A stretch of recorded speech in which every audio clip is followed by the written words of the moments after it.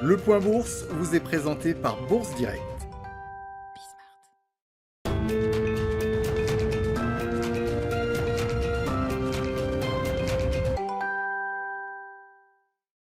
La tendance est toujours en très légère hausse à Paris avant l'ouverture des marchés américains. Un marché américain attendu en ordre dispersé de leur côté, à en croire les contrats futurs sur les indices. Pour rappel, hier à la clôture, le Dow Jones gagnait 0,53% à 32 953 points.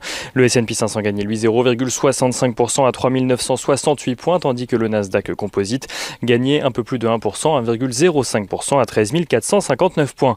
Les investisseurs qui devraient se montrer relativement attentistes aux États-Unis aujourd'hui, alors que débute la réunion de politique monétaire de la Fed, dont l'issue sera connue demain à l'occasion de la conférence de presse de Jérôme Powell. Jérôme Powell qui sera particulièrement attendu sur les perspectives de croissance et d'inflation de la Réserve fédérale, alors que les investisseurs craignent qu'une amélioration des perspectives de croissance de l'institution ou une progression de ses anticipations d'inflation ne conduisent la Fed à envisager une réduction de son soutien à l'économie. Un contexte dans lequel les rendements obligataires restent à des niveaux élevés, donc aux États-Unis, avec un taux à 10 ans à 1,59% cet après-midi et un taux à 30 ans aux alentours des 2,35%. Du côté des statistiques, les ventes au détail reculent de 3% au mois de février après un bond de 7,6% en janvier aux États-Unis.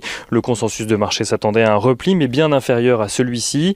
Les prix à l'export ont progressé de 1,6% au mois de février aux États-Unis, toujours soit près de 2 fois plus que ce qu'attendait le consensus. Les prix à l'import ont progressé de 1,3%, très légèrement plus que les attentes des analystes.